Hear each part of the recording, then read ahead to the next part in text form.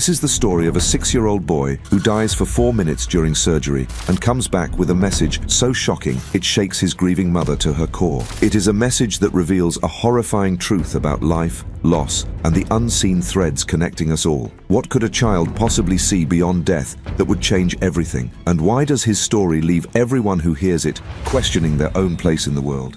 Boulder, Colorado was not just a place on the map for the Anderson family. It was their little corner of paradise. Sitting right at the edge of the Rocky Mountains, the town had a charm that was hard to put into words. The air always felt cleaner there, with the scent of pine trees and wildflowers drifting in from the hills. Mornings came with golden sunrises that lit up the peaks, and evenings brought a calm stillness that made you want to sit outside and soak it all in. It was the kind of place where even strangers smiled at each other on the street, where everyone seemed to appreciate the simple joys of life. For the Andersons, Boulder was more than just where they lived. It was where they truly felt alive. Their home, a cozy little house with a red front door, was tucked into a quiet neighborhood filled with kids riding bikes and dogs chasing after balls. It was not flashy or big, but it was theirs, and that made it perfect. Between Emily's love for gardening, Daniel's weekend hikes in the mountains, and Liam's endless energy for exploring, Boulder gave them everything they could ever need. Life there felt easy, almost like a warm hug that you never wanted to let go of. For the Andersons, every day in Boulder was another chapter in their story, one they thought would last forever. The family of 3 lived in a cozy 2-story home on a quiet street lined with towering maple trees. Their backyard was Liam's personal kingdom. He'd spend hours building forts out of sticks or pretending his toy plane was on daring rescue missions. At just 6 years old, Liam had the kind of wild imagination that made you wonder if he'd grow up to be an inventor or a storyteller. "Mom, if I fly my plane fast enough, will it make rainbows?" he once asked. Emily, his mom, had laughed. "If anyone's plane can do that, Liam, it's yours." Emily was the heart of their home, a school teacher with endless patience and a talent for turning even the most mundane tasks into something fun. She kept the family running smoothly. She was the kind of mom who didn't just make cookies but let Liam play chef too, even if it meant flour covering every inch of the kitchen. Daniel, her husband, was the steady hand in their family. As a seasoned software engineer, his days were filled with intricate coding, debugging, and solving complex problems. Yet, no matter how demanding his work was, he had an unwavering rule. Family time was sacred. The moment he walked through the door, his focus shifted entirely to his wife and son. Leaving work stresses at the doorstep, he had a remarkable ability to compartmentalize, ensuring his loved ones always had his full attention. His presence brought calm stability to their home, and his even-tempered nature made him the anchor during hectic or challenging moments. Every evening, without fail, Daniel became Liam's partner in crime. Whether they were wrestling on the living room floor, piecing together intricate model planes, or concocting wild adventures with toy soldiers, he immersed himself in the magic of Liam's world. He was more than just a dad who answered questions. He was one who turned every why into an opportunity for discovery.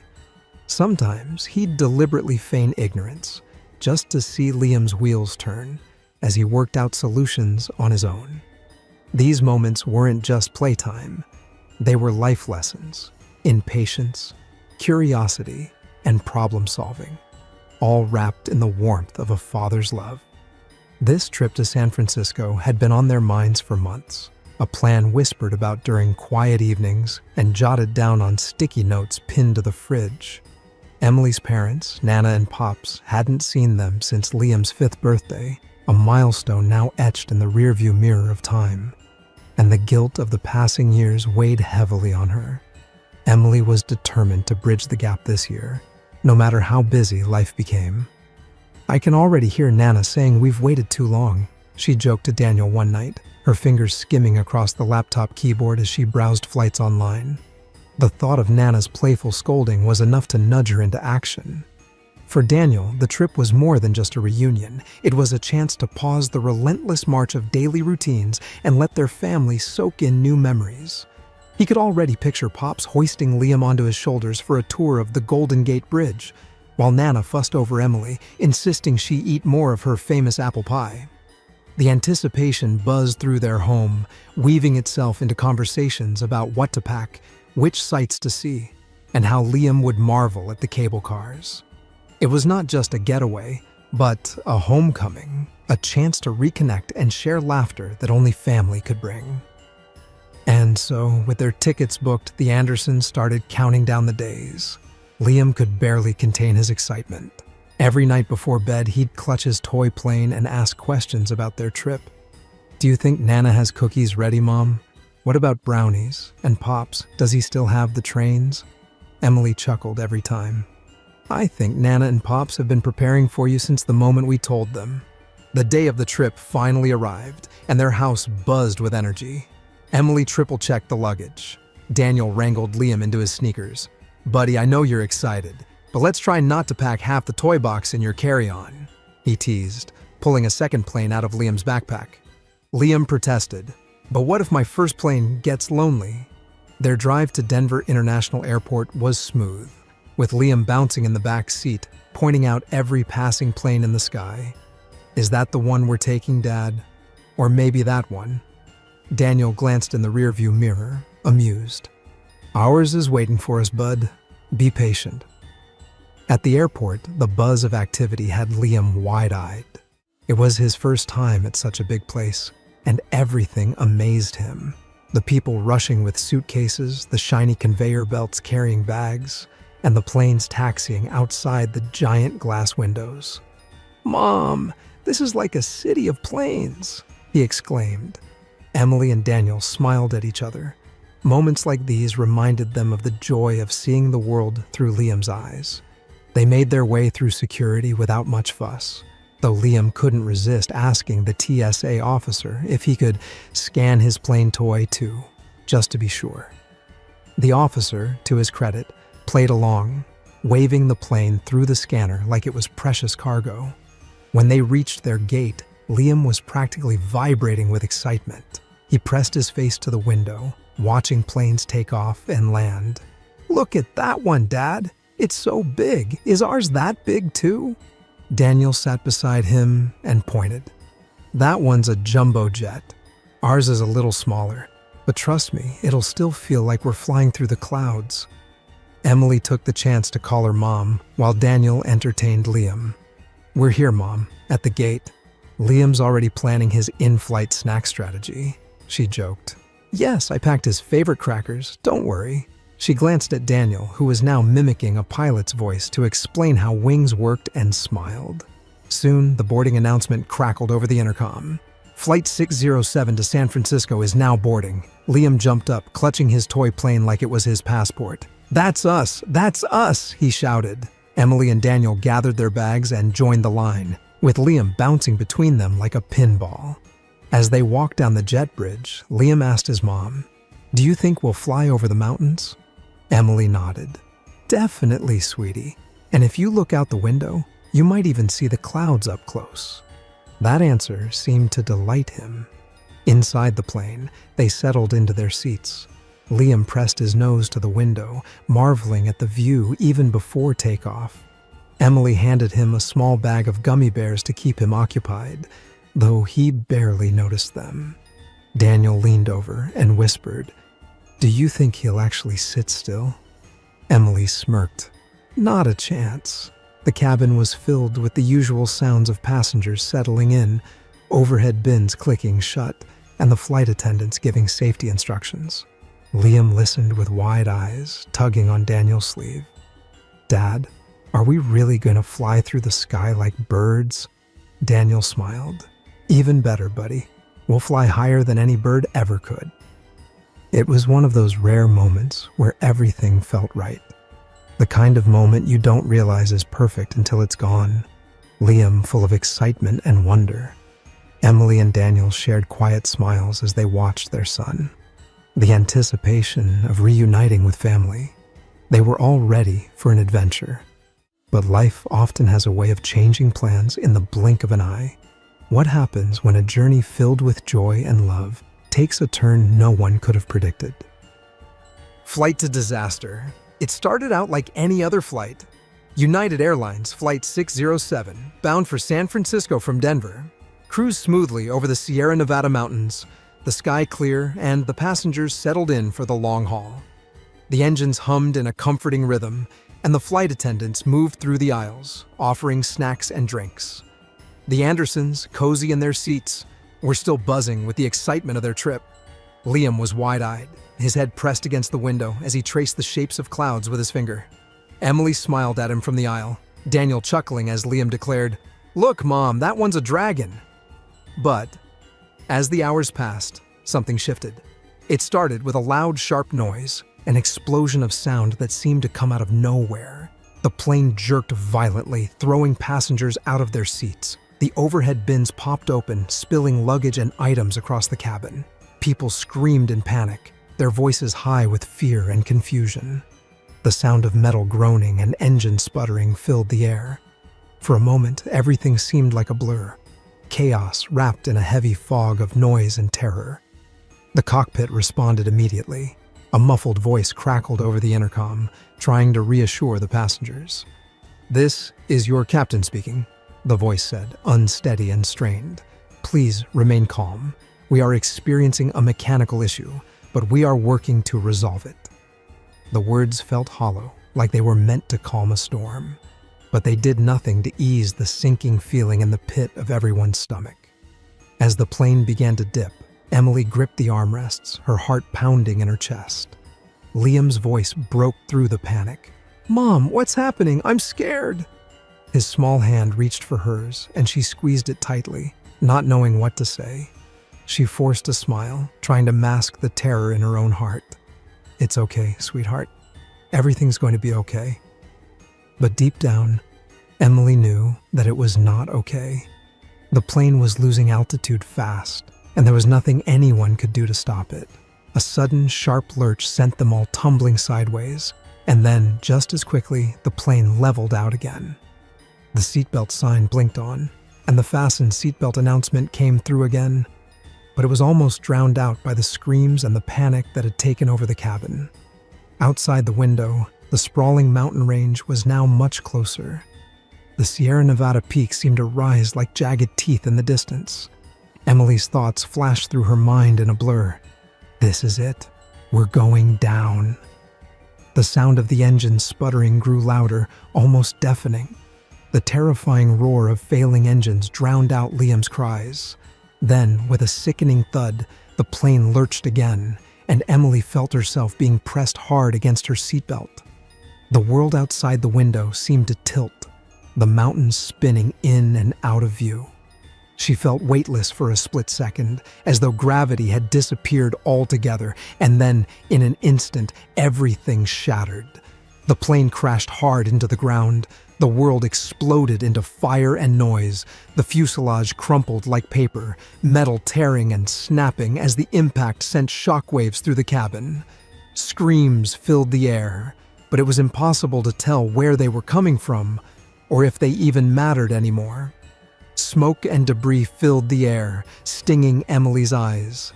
The acrid smell of burning fuel mixing with the sharp tang of blood. The lights flickered and died. Emily was thrown forward. The seatbelt dug painfully into her chest as everything around her spun into darkness.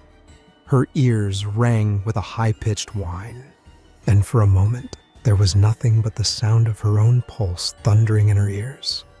Then, everything went still. She blinked, her eyes adjusting to the thick, acrid smoke that hung in the air. The plane's wreckage surrounded her. Crumpled seats, torn metal, broken windows, and scattered debris. The sounds of the outside world seemed muffled, almost as if they came from a far-off place. She took a breath, trying to steady herself, but the air tasted burnt and sharp.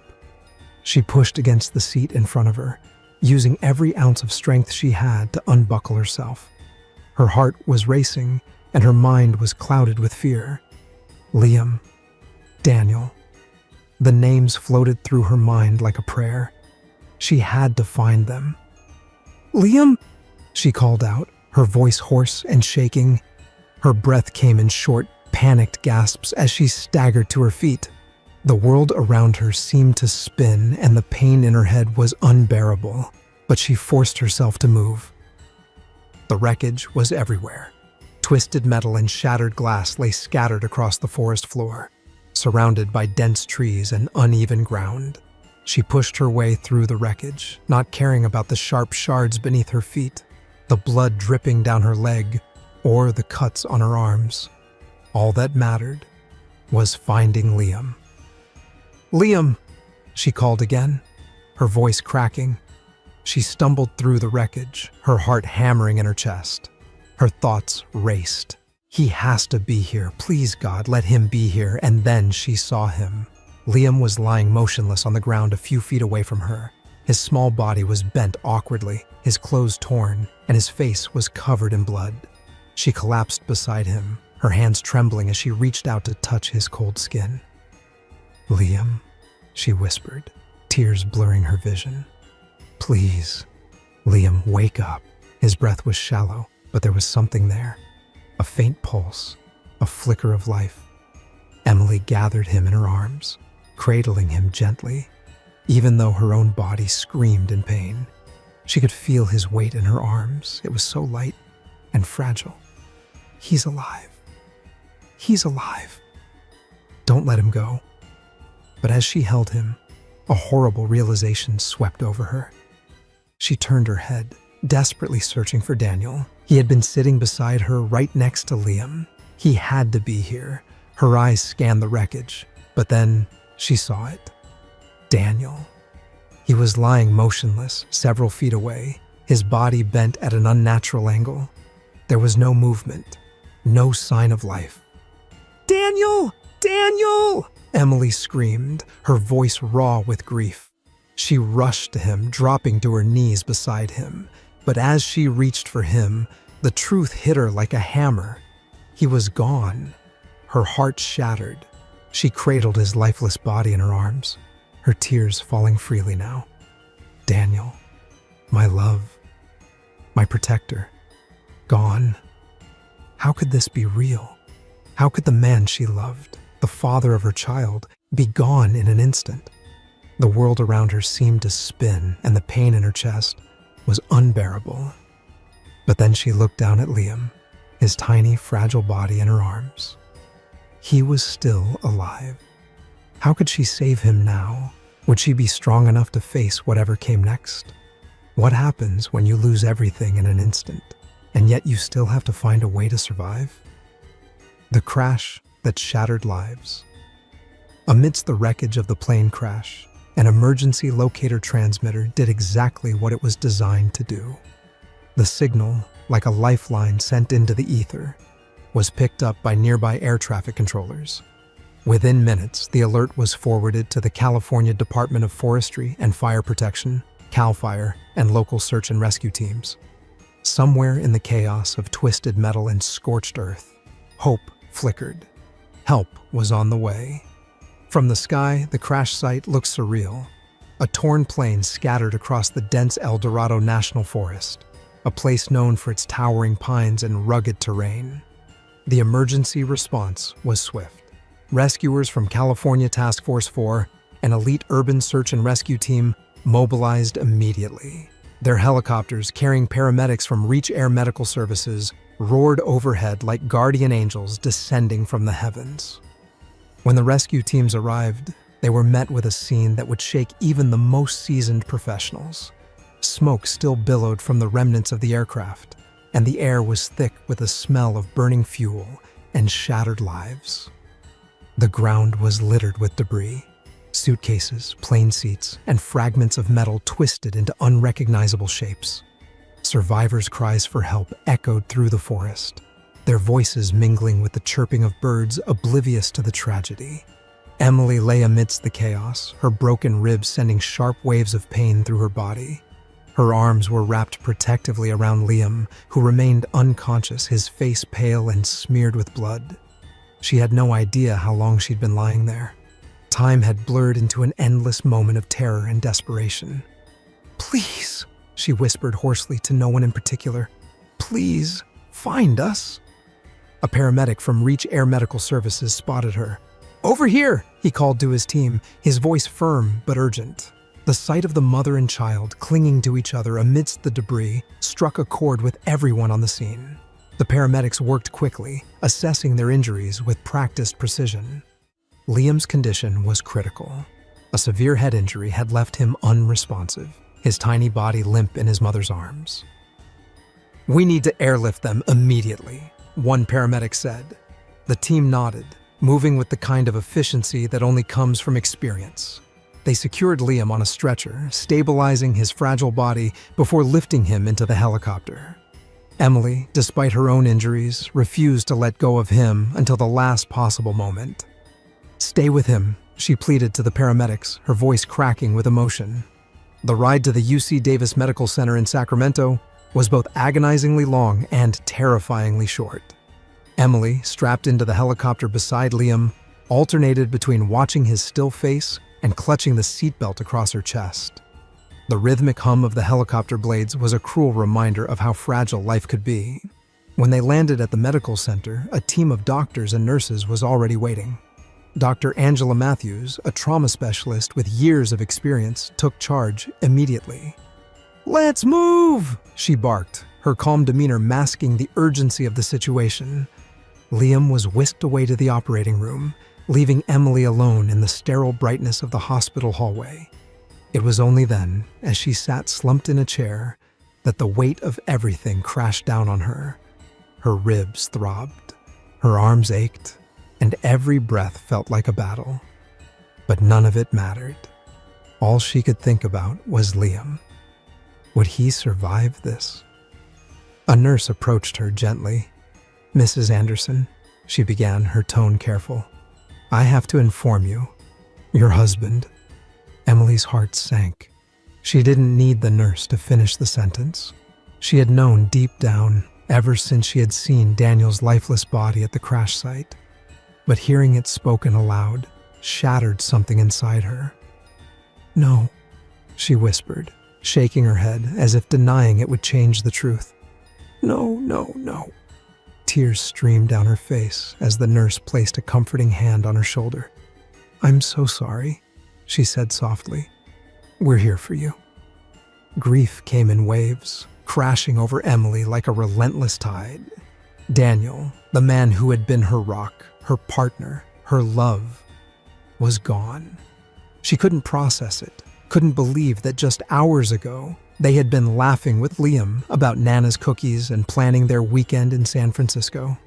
But as much as she wanted to collapse under the weight of her pain, she couldn't. Not yet.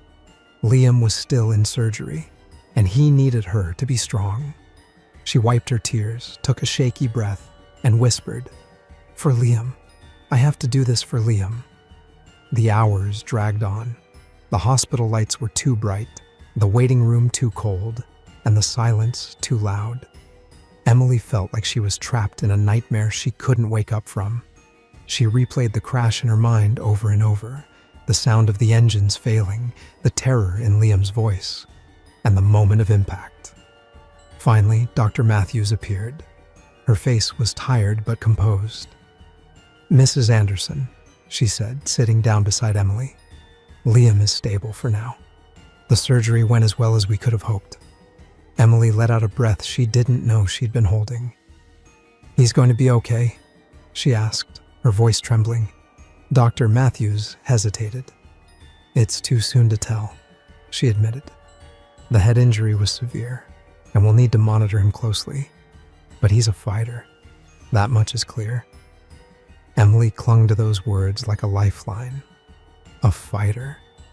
Liam was a fighter. He had to be. As the day turned into night, Emily finally got to see Liam. He lay in a hospital bed, surrounded by machines that beeped and hummed.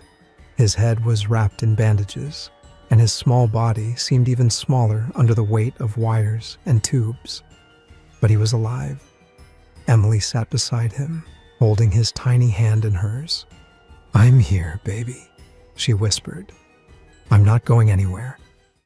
The loss of Daniel hung heavy in the air, but Emily forced herself to focus on the present. Liam needed her now more than ever. She didn't know what the future held, but she knew one thing. She would fight for her son with every ounce of strength she had left. But what happens when survival is only the beginning? How do you rebuild when the pieces of your life feel too broken to put back together? Survival from the wreckage.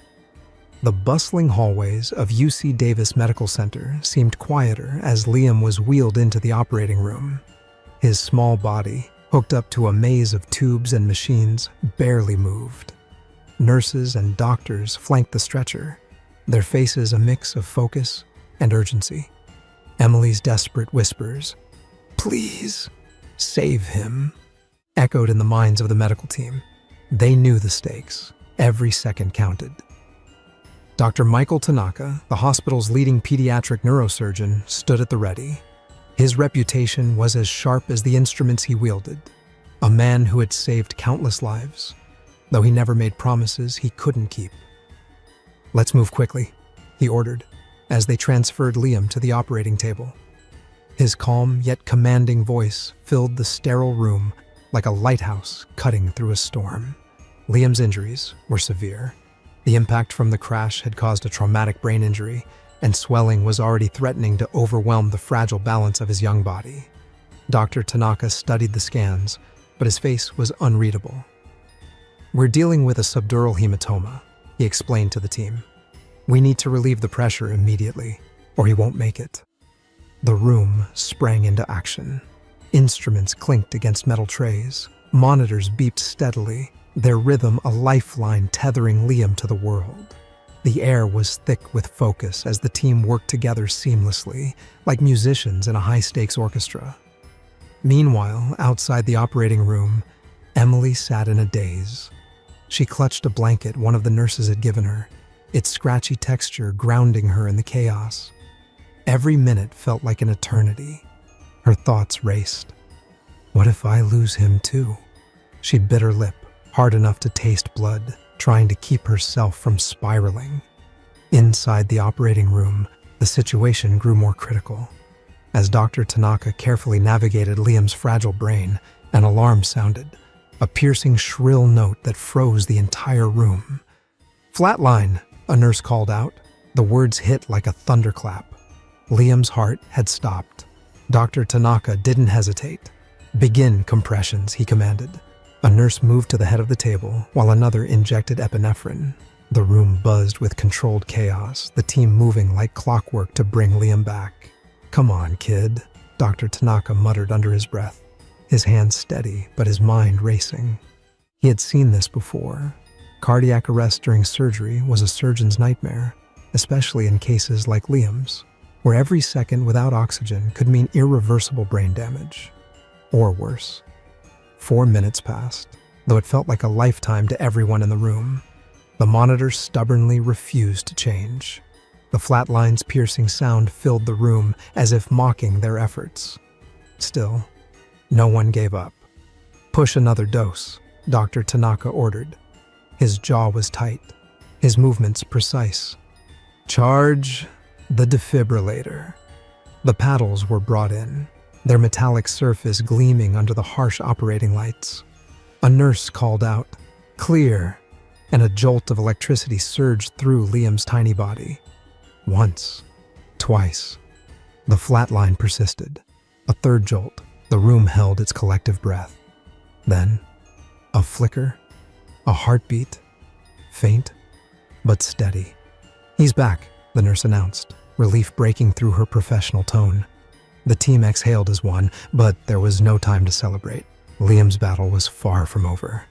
Dr. Tanaka wiped his brow, his expression unreadable. "Let's continue. We've bought some time, but we're not out of the woods yet." Emily felt the shift outside even before a nurse came out to update her. It was not intuition or any kind of magical connection, just sheer hope refusing to die. The nurse's words were clinical, but carried a glimmer of reassurance. "He's stable for now," she said, "but it's touch and go." Emily nodded, her throat too tight to respond. Her hands trembled as she pressed them together, whispering prayers she hadn't said in years. She didn't care who was listening, or if they worked. Liam was alive. That was all that mattered. Back in the operating room, the team worked tirelessly. The swelling in Liam's brain had begun to subside, thanks to Dr. Tanaka's delicate work. The room's atmosphere, tense just moments before, began to shift. The monitors beeped steadily now, the once panicked alarms replaced by a calm, rhythmic pulse. "Looks good," Dr. Tanaka finally said, stepping back to let the nurses close the incision. His voice carried the weight of relief. "Let's get him to recovery." Liam's tiny body looked almost lost amidst the wires and machines as they wheeled him out of surgery. Dr. Tanaka followed, pulling off his gloves and tossing them into the waste bin. He wiped his hands and face with a towel before heading toward Emily. She spotted him immediately and stood, her legs shaky but determined. Liam was moved to the intensive care unit. Emily was allowed to see him. The sight of him, so small and fragile under the weight of medical equipment, broke her heart. But she focused on the steady beep of the monitor beside him. It was a reminder that he was still here, still fighting. She sat beside him, holding his tiny hand in hers. "I'm here, sweetheart," she whispered. "You're going to be okay. We're going to be okay." In the quiet hum of the hospital room, the enormity of what had happened began to settle in. Liam had been gone for 4 long minutes. His heart had stopped, his life hanging in the balance. Yet here he was, defying the odds. But what had he experienced in those minutes? Where had his little soul gone? And what would he remember? And more importantly, how would this journey shape the road ahead? The boy who defied death. Liam didn't remember the crash, the ambulance ride, or even the hospital. He was in chaos one moment, and everything went still the next. No noise, no pain, just a strange, weightless calm. It wasn't scary, it was almost nice, like floating on a soft cloud. Except there wasn't any cloud. For Liam, everything changed in an instant. One moment, he was lying on an operating table, surrounded by beeping machines and voices he couldn't understand. The next, he felt like he was floating. He was not just floating in water or air, but weightless in a way he had never felt before. There was no pain, no heaviness, just a strange, calm detachment. He looked around and realized he was not where he thought he'd be, or how he thought he'd be. Below him, he saw a group of adults in blue scrubs moving with intense focus. He recognized the room as the one they'd wheeled him into earlier, but the perspective was different. He was looking down at it as though he'd climbed up to the ceiling. Only, he hadn't climbed. He was just there. At first, it was confusing. Liam squinted, trying to make sense of what he was seeing. There, on the table, was a boy. He was small, pale, with messy blonde hair, and hooked up to all kinds of machines. "That's me," he thought, but the realization didn't scare him. It was more of a curious observation, like seeing himself in a mirror that didn't belong to him. The adults in the room were busy. A tall man with glasses barked instructions. A nurse rushed to adjust something on the machine. Another held shiny paddles, which Liam vaguely recognized from a TV show. He floated a little closer, drawn in by the urgency of their movements. He could see everything, not just the people, but the details. The sweat on the doctor's forehead, the way the nurse's hands trembled slightly as she worked. Liam wasn't scared for them or himself. If anything, he felt a strange kind of calm, like he was watching a puzzle being solved, knowing it would all work out somehow. The room felt full of energy, buzzing like a hive of bees. He could hear the machines beeping, the hum of conversation, and even the faint squeak of someone's shoes against the floor. Yet, none of it felt overwhelming. It was like the sounds and sights blended together into something almost musical, soothing in its rhythm. And then, something shifted. Liam felt a tug, not on his body, His body was still lying there on the table, but on whatever part of him was floating. It wasn't a hand pulling him, but a gentle but firm sensation, like a breeze carrying him somewhere. He resisted at first, not out of fear, but curiosity. He wanted to see what the tall man with the glasses was going to do next. The tug grew stronger. Slowly, the room below him started to blur. The sound softened like someone was turning down the volume on a radio. Liam felt himself being drawn away, upward, though he didn't know where he was going. And then he saw it. A tunnel. It differed from the tunnels his dad used to drive through in the mountains. This one felt unique. It wasn't crafted from stone or concrete, but made entirely of light. The soft golden glow seemed to shimmer and move, like sunlight dancing on water. The light didn't just appear to be seen. It reached out to be felt.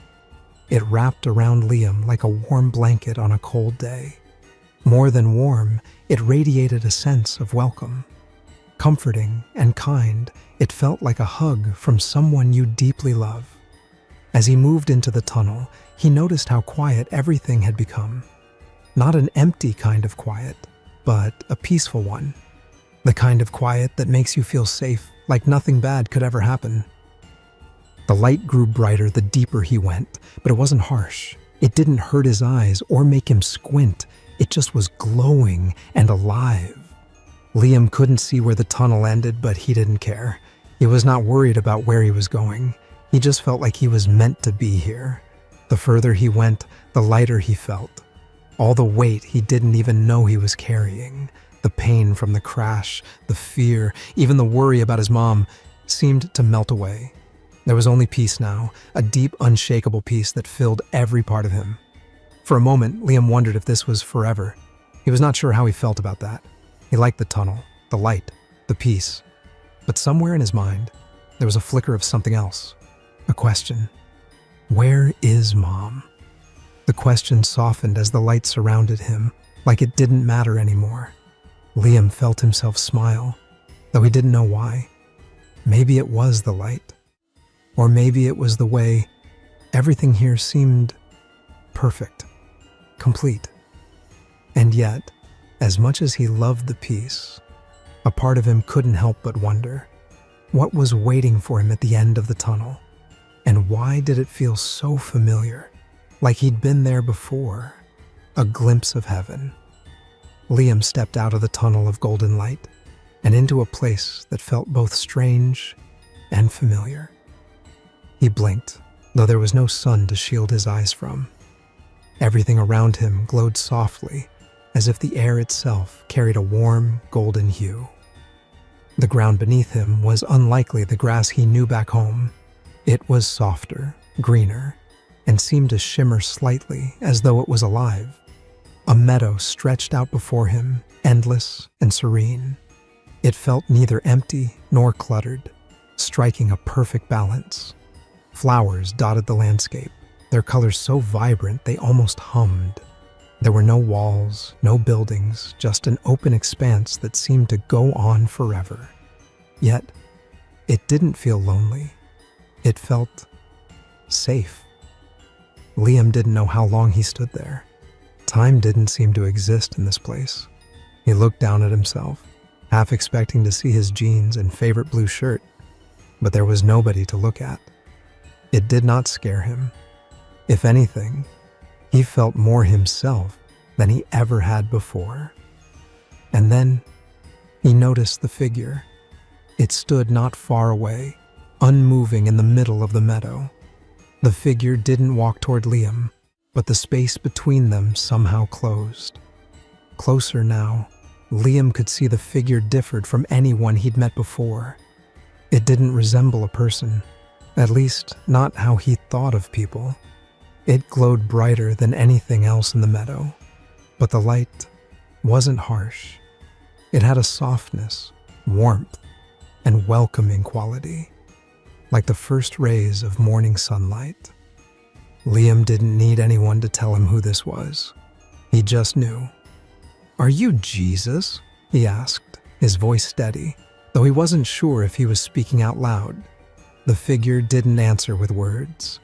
Instead, Liam felt an overwhelming sense of love so deep, it brought tears to his eyes. If he even had eyes here. It wasn't just love for him, it was love for everything. It filled him from the inside out like a warm fire that never burned. And though the figure didn't speak, Liam understood the answer. Yes.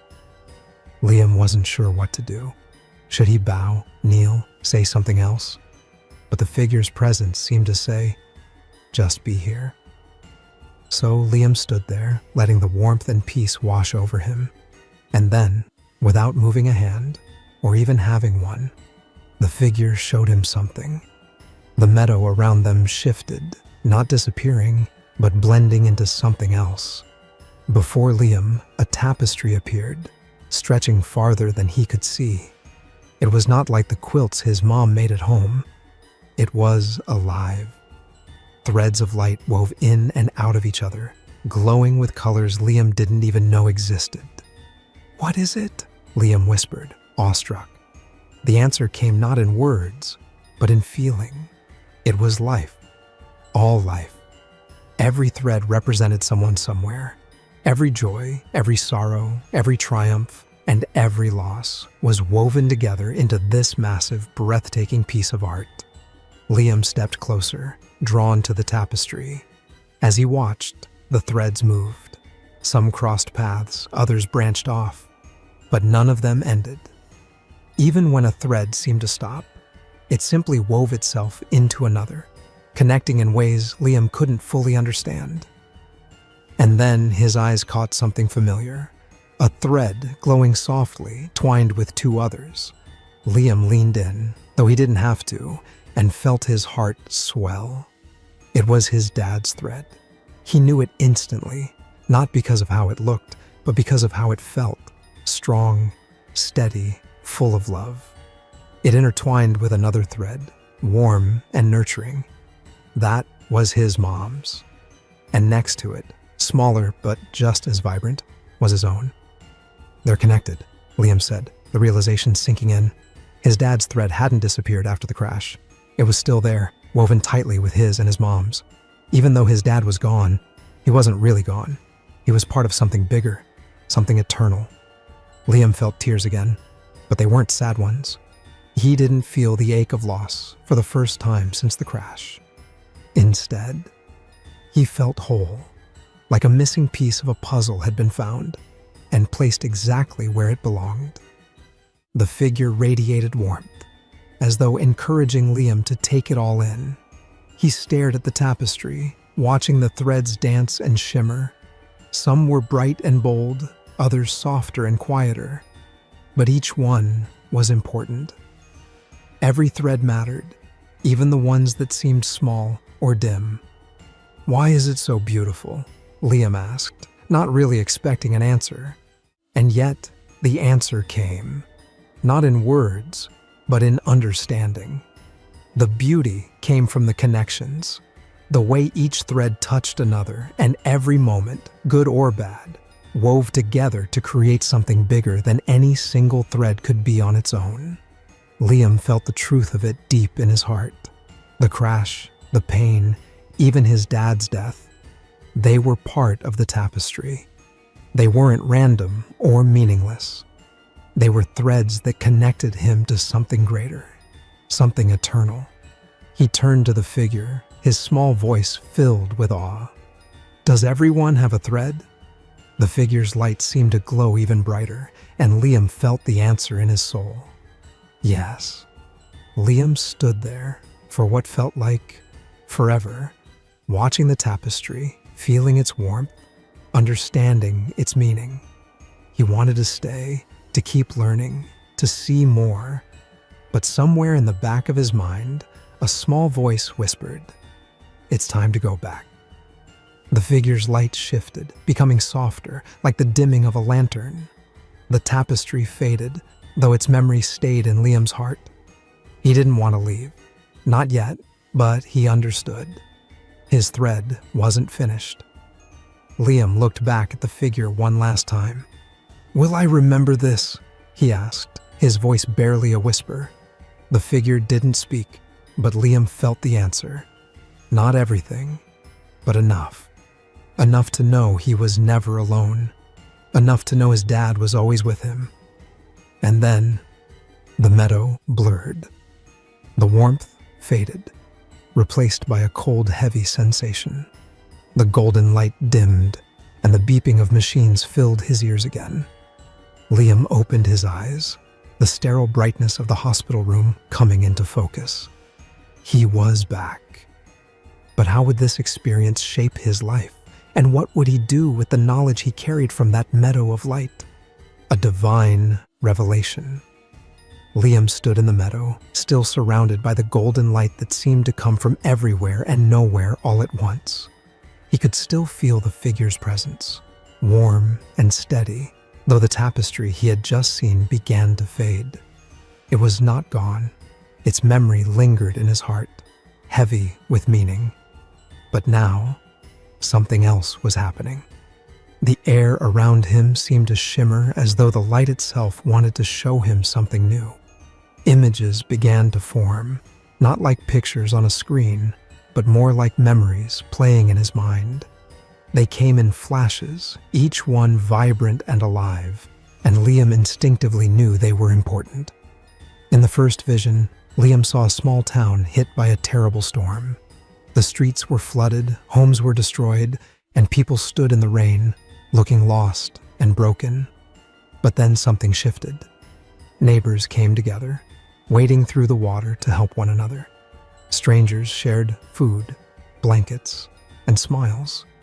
People who had never spoken before were now working side by side, their hands busy and their hearts open. Liam felt something stir inside him as he watched. He realized that there was kindness even in the middle of so much pain. The storm had brought destruction, but it had also brought people closer. The vision changed. Now Liam saw a boy sitting alone in a school cafeteria, his head down and his tray untouched. His shoulders slumped, and the loneliness around him felt so heavy that Liam thought he might start crying, just watching it. But then, another boy walked over and sat down beside him. He didn't say much, just handed him a cookie and smiled. The lonely boy looked up, and in that small act of kindness, Liam saw something beautiful. One by one, more visions came. Liam saw a woman donating her last bit of money to help a stranger. He saw firefighters rushing into a burning building, their faces determined and brave. He saw a community rebuilding a park for children after years of neglect. Each scene was different, but they all carried the same feeling, a connection between people born out of struggle, but filled with hope. Liam turned toward the figure, his mind racing with questions. "Why do these bad things have to happen?" he asked, his voice small but steady. "Why can't everything just be good?"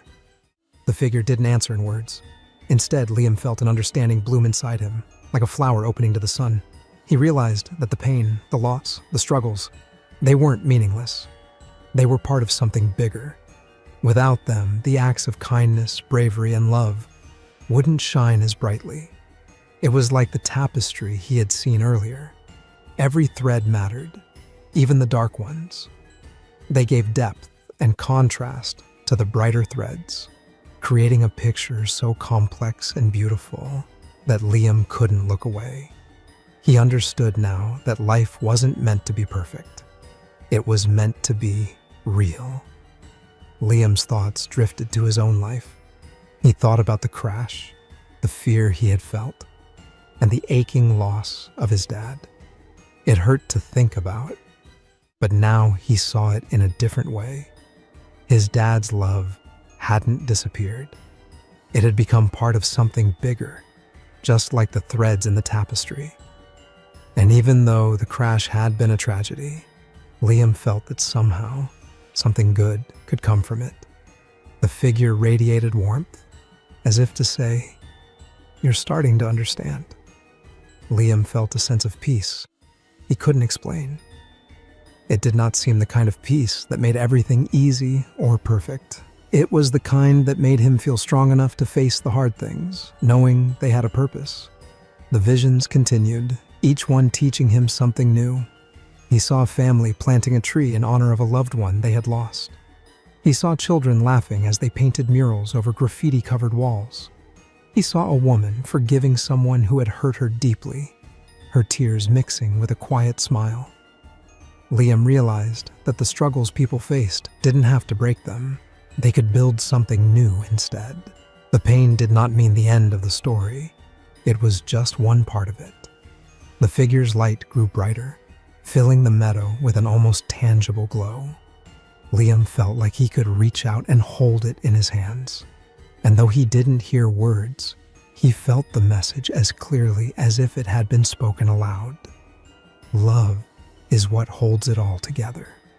The simplicity of it made Liam's heart ache in the best way. It was more than complicated or grand. It was just love. Love in all its forms. From a hug to a helping hand to a cookie shared at lunch. That's what made the struggles bearable.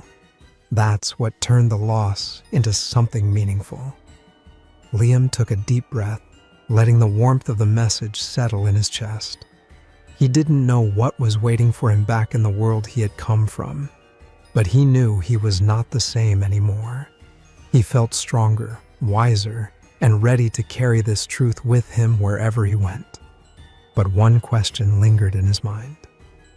"How can I help?" he asked the figure, his voice soft but sure. "What am I supposed to do with this?" The figure didn't respond with instructions or a plan. Instead, Liam felt the answer in his heart.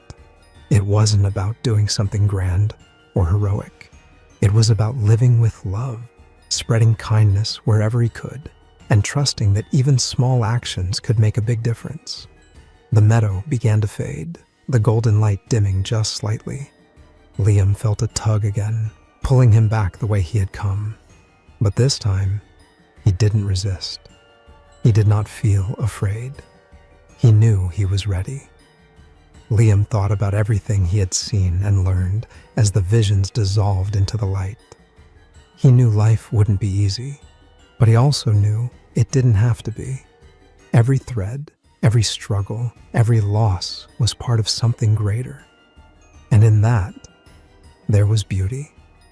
But how would Liam take this newfound understanding into the world he was returning to?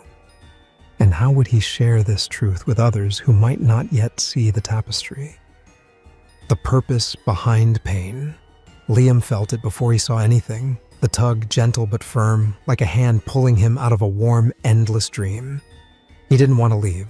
The light, the peace, the love. It was perfect. But the pull was not asking. It was insistent, drawing him back faster and faster through the tunnel of golden light. The warm glow began to fade, replaced by sharp, sterile brightness.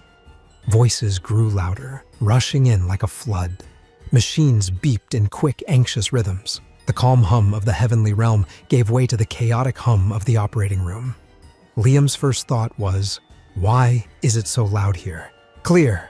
The voice of Dr. Michael Tanaka, sharp and focused, cut through the noise. A nurse called out the heart monitor readings, her voice steady but tense.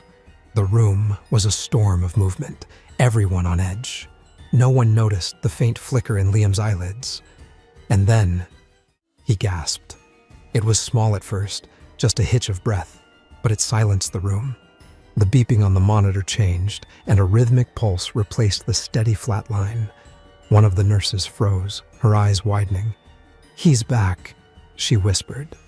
Dr. Tanaka leaned in, his eyes scanning Liam's face. "Liam, can you hear me?" he asked, his voice calm, but threaded with disbelief.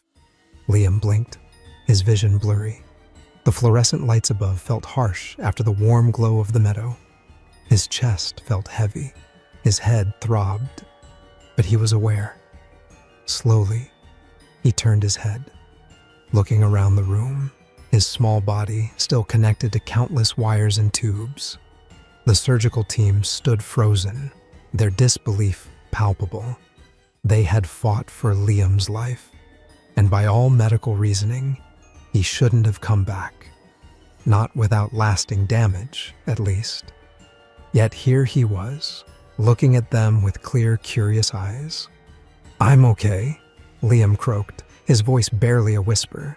Dr. Tanaka raised an eyebrow, exchanging glances with the team.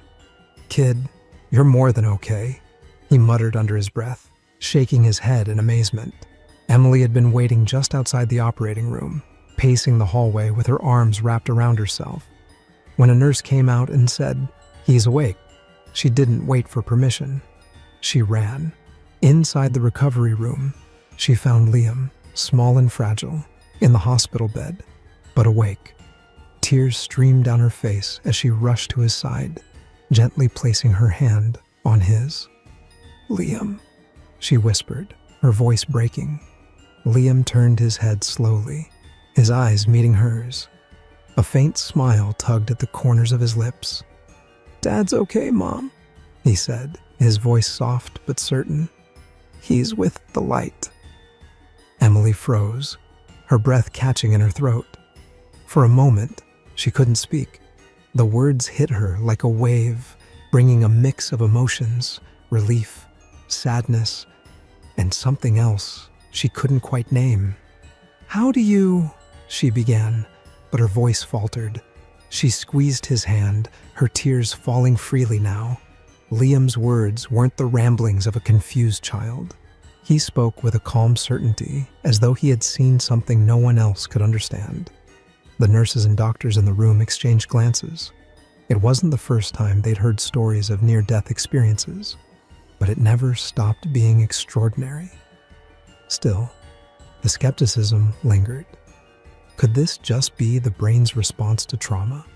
Hallucinations brought on by oxygen deprivation? Dr. Tanaka cleared his throat, breaking the silence. "Liam, can you tell us what you mean?" he asked gently, his professional curiosity piqued. Liam looked at him, his small face calm despite the tubes and bandages. "I saw him," he said simply. "And there was a light.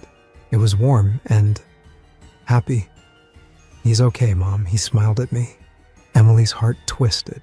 She didn't know whether to cry harder or smile at her son's words. The room remained silent, the weight of Liam's statement sinking into everyone present. The surgical team finished their work, quietly leaving the room to give Emily and Liam some privacy. Outside, the chatter started. 4 minutes, one of the nurses said, shaking her head. He was clinically dead for 4 minutes. How was he even awake, let alone talking? Dr. Tanaka leaned against the wall, his arms crossed.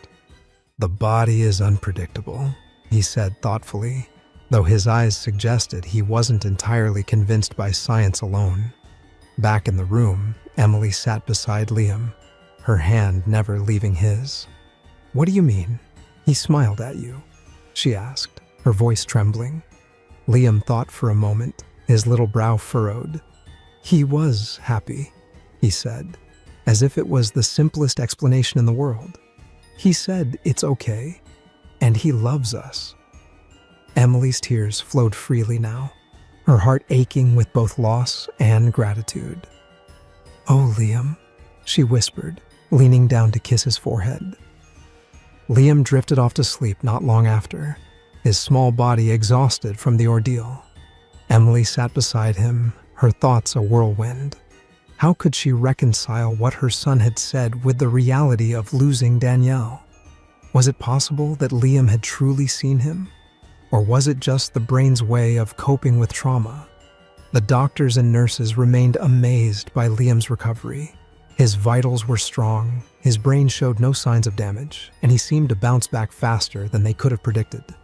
"It's nothing short of a miracle," one nurse said, shaking her head.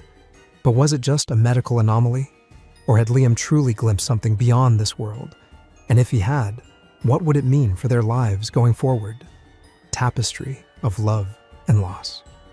After leaving the hospital, life at home was quiet. The kind of quiet that weighed heavy on Emily's heart. The house, once filled with the sounds of Daniel's laughter and the rush of daily life, now felt like a space too big for just the two of them.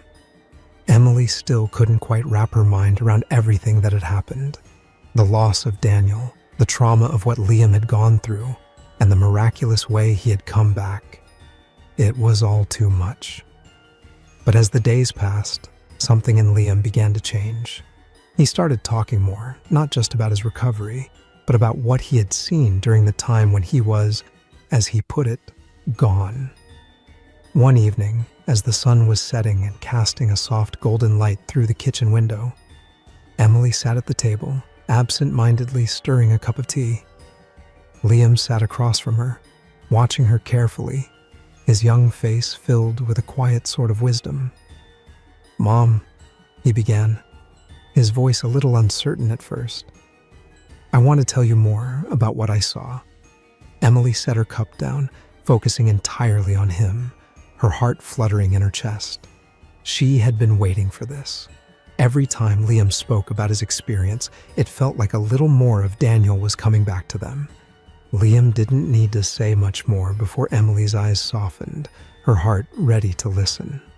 He spoke slowly, as if he was carefully choosing each word. "I saw something like a giant, like a picture. But it wasn't just a picture.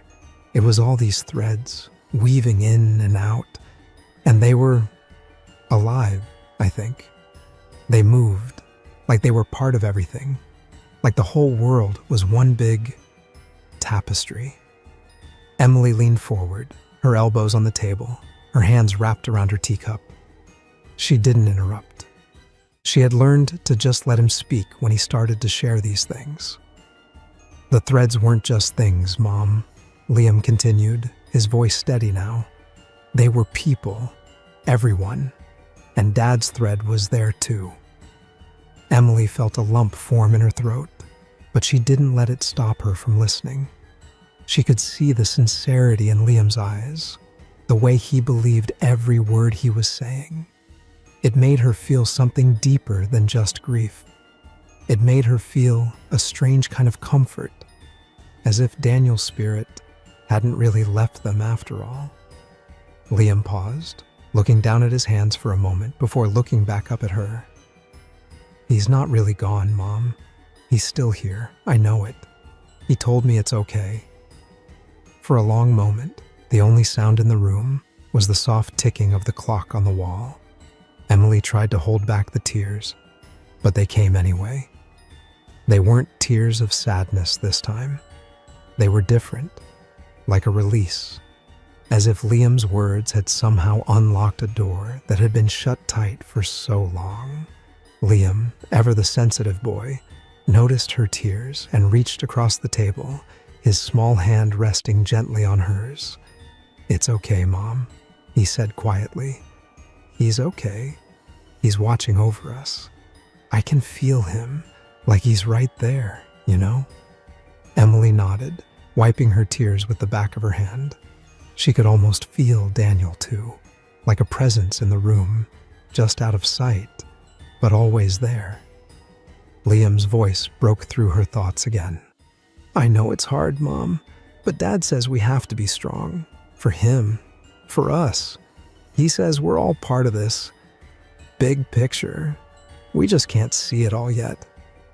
Emily took a deep breath, trying to steady herself. It was very tough. How could it be? But hearing Liam talk like this, hearing him speak with such certainty, made her feel like maybe she wasn't alone in this grief. Maybe she could find a way to heal too. "You're right," Emily said softly, her voice thick with emotion. "I'll be strong. For you. For Dad." Liam smiled at her, a small knowing smile that only a child could have, one that seemed far beyond his years. "I know you will, Mom. I know you will." For the rest of that evening, the conversation turned to quieter things, the rhythm of everyday life returning around them. But Emily couldn't shake the feeling that something had shifted. Liam's words, his calm confidence, had planted a seed of healing deep inside her. He was right, she realized. Daniel's love hadn't disappeared. It was still woven into the fabric of their lives. As the night wore on, Emily tucked Liam into bed, brushing his hair from his forehead with a gentle hand. He looked up at her, his eyes soft with sleep. "Good night, Mom," he said, his voice drifting into a whisper. "Don't forget, Dad's still with us. I know it." "I won't forget, Liam," Emily whispered back, kissing him gently on the forehead. "I won't forget." She stood there for a moment, watching him drift off to sleep, his face peaceful, the weight of the world somehow a little lighter. She didn't know what the future held, or how the pain of losing Daniel would ever fully go away. But she knew one thing. Liam was right. Daniel's love was still part of them, woven into everything around them. And somehow, that was enough to make her feel whole again. And as she sat by his bedside, watching him sleep, Emily couldn't help but wonder, could this message of love and connection heal not only their family, but others as well? Could it bring comfort to people who had lost so much, just like they had? Would Liam's experience, his story, be the thread that helped others find their way through the darkness, just as it had helped her? Life after loss.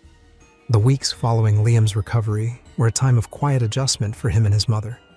The days were heavy, marked by the absence of Daniel, but also strangely lighter, touched by Liam's newfound energy and determination. He had not just survived the crash, but how he had come back, carrying something far greater than himself. Liam's experience had changed him, but it wasn't in a way that made him distant or withdrawn. If anything, he seemed more present. He would sit in their small living room, his favorite blanket draped over his legs, and watch the world outside the window with a thoughtful expression. He spoke often of the tapestry he had seen and the sense of interconnectedness it gave him. To Emily, it felt like he was always searching for ways to help people weave their threads into something brighter.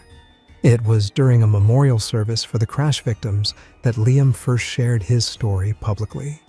The service was held in a community hall filled with grieving families, a room heavy with sadness and unanswered questions. People clutched framed photographs of loved ones and wiped tears from their faces. The names of the victims were read aloud, and every name was followed by a moment of silence. When Liam stood to speak, there was a quiet murmur. At just 6 years old, he was the youngest survivor of the crash. Most people expected a few words of thanks or a childlike expression of sorrow.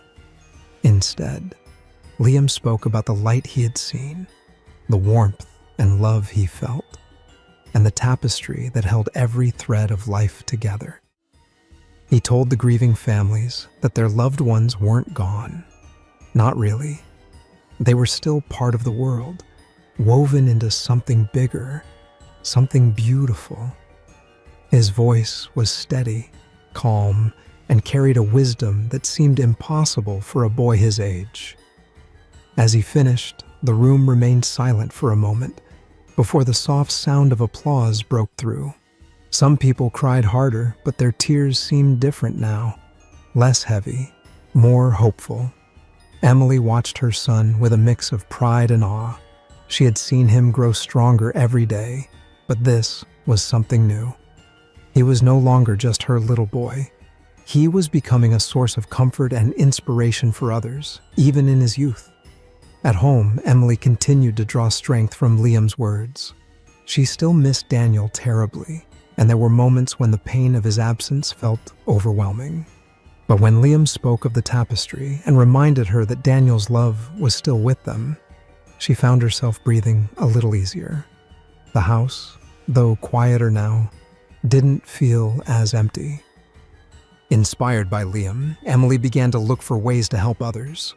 She joined a support group for plane crash survivors and their families, a small but determined community bound by shared loss. At first, she attended only to listen, but soon she found herself sharing her own story and, to her surprise, encouraging others to find hope. It was not long before Emily began volunteering with the group. She helped organize events and spent hours on the phone with new members who needed someone to talk to. The work was exhausting, but it gave her purpose. Liam's resilience and his unwavering message of connection had lit a fire in her, one that pushed her to keep moving forward. Meanwhile, Liam's presence in the community grew. He didn't seek attention, but people were drawn to him. Parents who had lost children in the crash would stop him at the grocery store to thank him for his words at the memorial. Neighbors would drop by the house, bringing casseroles and asking how they could help, only to leave feeling like Liam had somehow helped them instead. As Liam grew older, his message evolved, but its heart remained the same.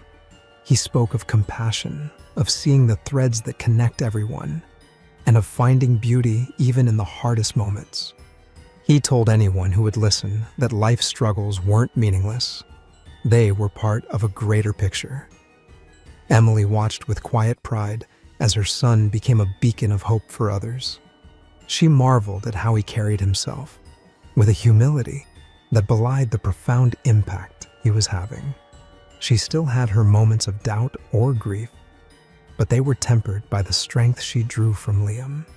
His survival and his message reminded her daily that even in the darkest times, there was light to be found. The community began to see Liam not just as a boy who had survived, but as someone with a unique gift for helping others heal. His words brought comfort to those who had lost loved ones, and his simple acts of kindness, helping a neighbor carry groceries, and listening patiently to someone's story, left an impact far greater than he realized. As the years passed, Liam's purpose grew clearer. He began speaking at local events, sharing his story and the lessons he had learned. His words didn't offer easy answers, but they carried a sense of peace that resonated with people. He reminded them that loss was not the end, that love endured, and that life, even in its hardest moments, had meaning.